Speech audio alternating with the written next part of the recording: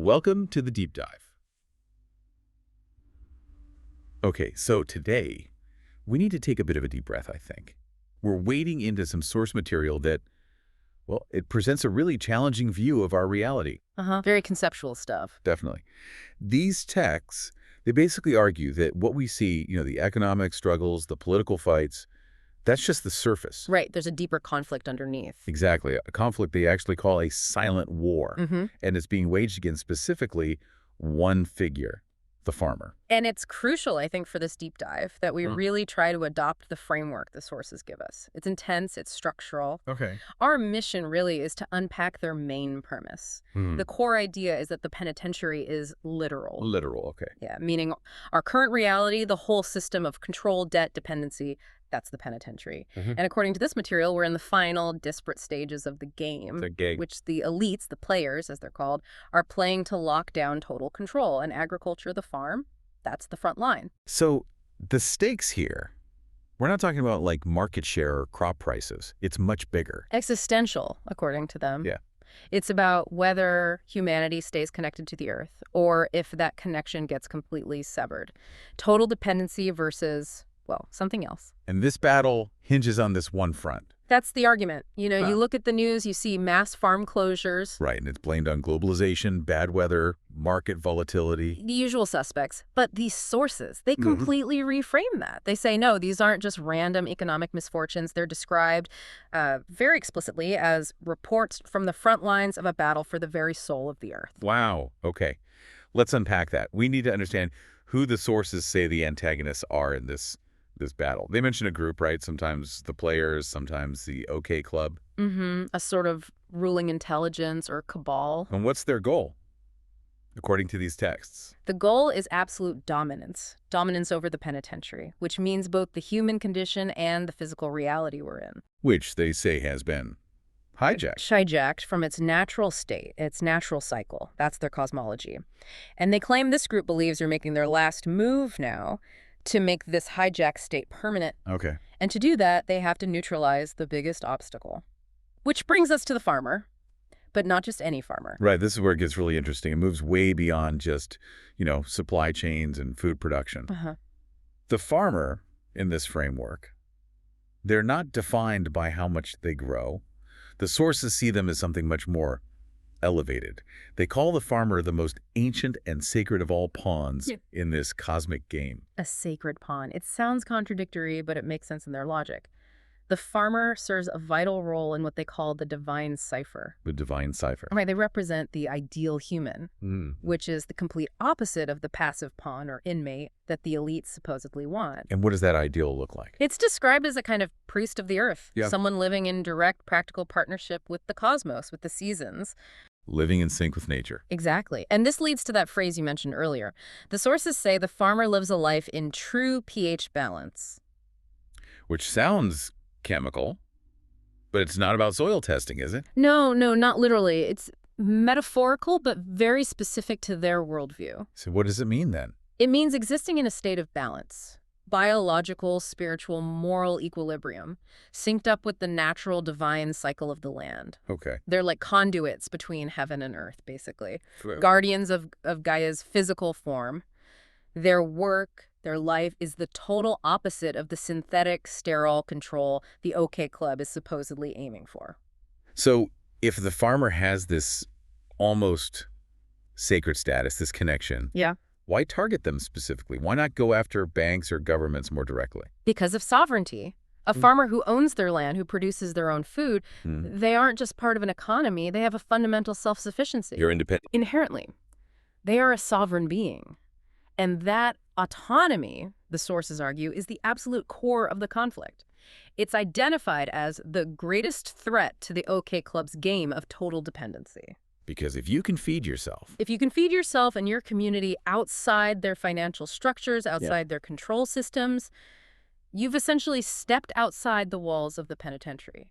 You're free in a fundamental way. That makes sense. Total control really does require total dependency. So any independence has to be dismantled. Dramatically. But, for the listener, the things we see, rising debt for farmers, complex regulations, they just look like tough business conditions, maybe bad luck. Right. Normal market forces, maybe consolidation. So how do the sources make the leap? How do they differentiate that from what they're calling front lines of a battle? What's the mechanism they point to? They argued the weapons aren't obvious. It's not tanks and bombs. It's warfare waged with insidious, invisible weapons that often look benign. Like rising costs. Exactly. Rising input costs, tax changes, bureaucratic hurdles.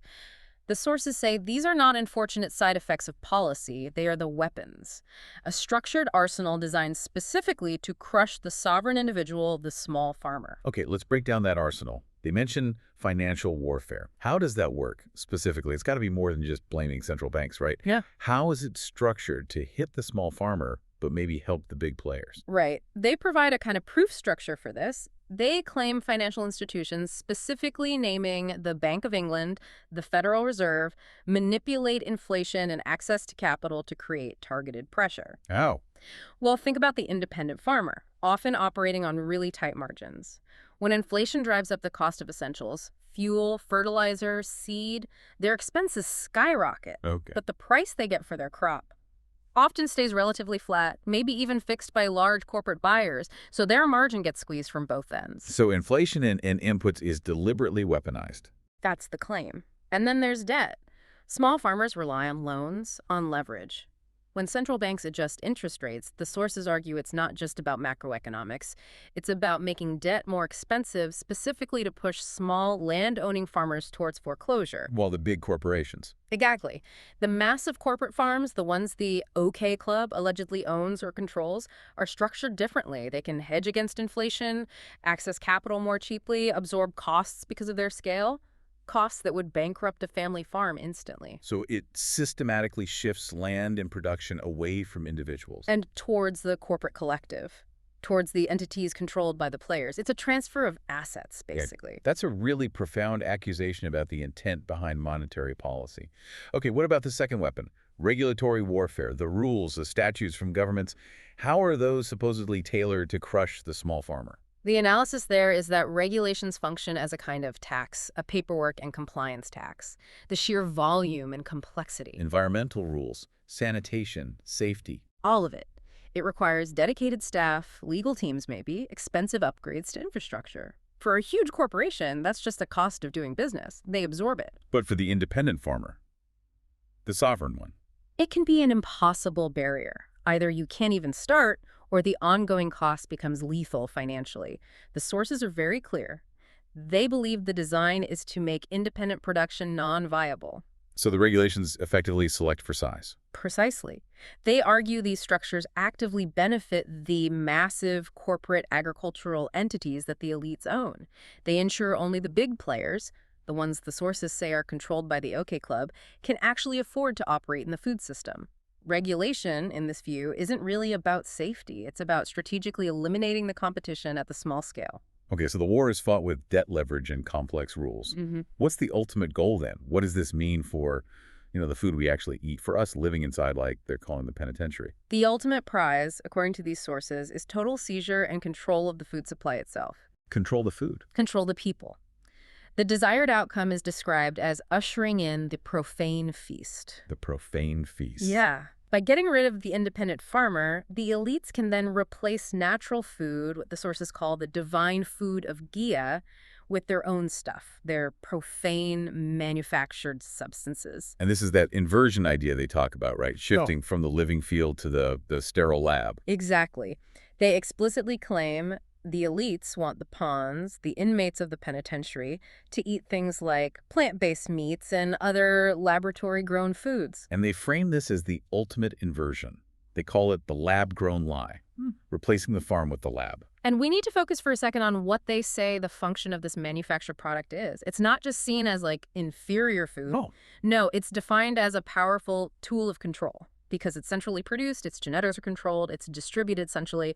It completely wipes out any chance of regional self-sufficiency. But what about the effects on people? Physically? Spiritually? They call it the culinary equivalent of pharma.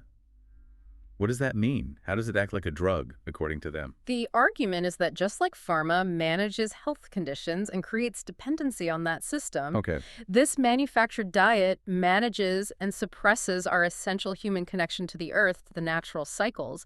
It's described as a profane substance specifically designed to create a population that is physically weak, spiritually disconnected, and totally dependent. So it weakens the inmate, as they put it, instead of nourishing the sovereign being. That's the core idea. They argue the vitality, the spirit of Gaea that's in naturally grown food is just absent in the lab stuff. Right. And the result is a population that relies on the system not just for money or jobs, but for basic biological survival. It's explicitly labeled the ration of the penitentiary.